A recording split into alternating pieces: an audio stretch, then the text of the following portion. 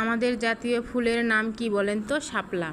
তো আমি আজকে শাপলা ফুলের যে পাতাগুলো আছে সেগুলো দিয়ে পাকোড়া বানিয়েছি।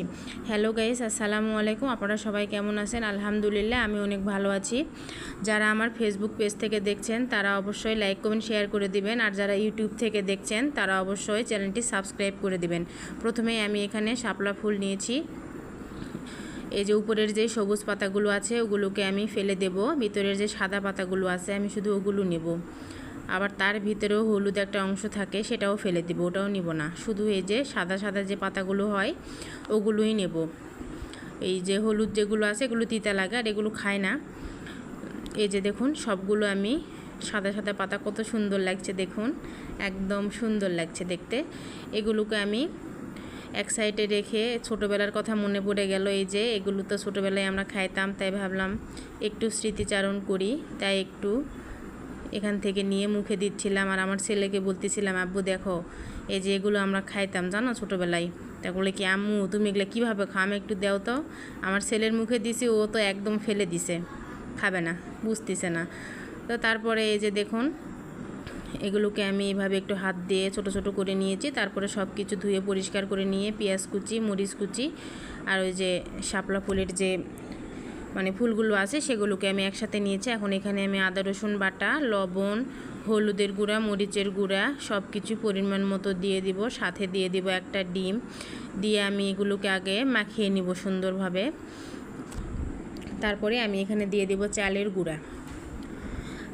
আপনারা কি কখনো এইভাবে খেয়েছেন? আমি জানি না, আসলে যারা যারা এটা জানেন না এই রেসিপিটা, এটা আসলে তাদের জন্য অনেক আপনাদের সুবিধা হবে। যদিও আমাদের উত্তরবঙ্গের মানুষ এটা হয়তো খুব কম খেয়েছে, তবে আমি গোপালগঞ্জে থাকি, ওখানকার মানুষজন এই যে শাপলাটা এত পছন্দ করে। ওরা তো চিংড়ি মাছ দিয়ে না হলে ইলিশ মাছ দিয়ে রান্না করে খায়, ওদের নাকি খুব মজা লাগে। তো প্রথমে আমিও ভাবতাম যে কিভাবে এটা খায়, তবে সত্যি অনেক মজা লাগে, আমি খেয়েছি।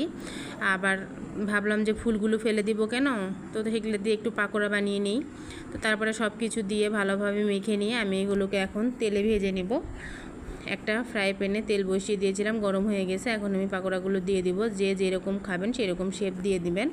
আমি এরকমভাবে শেপ দিয়ে নিচ্ছিলাম। তারপরে আমি এগুলোকে সুন্দর করে লাল লাল করে ভেজে নিব।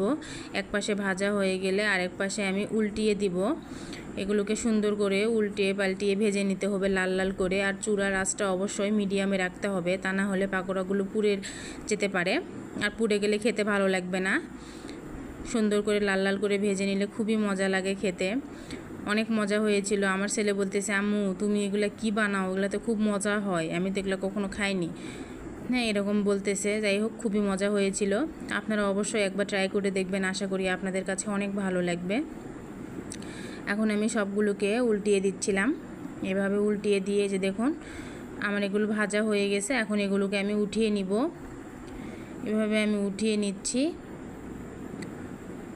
পড়ে যাচ্ছে। যাই হোক, সবগুলোকে আমি উঠিয়ে নিচ্ছি। উঠিয়ে নিয়ে এই যে দেখুন সবগুলো আমার ভাজা হয়ে গেছে। ধন্যবাদ।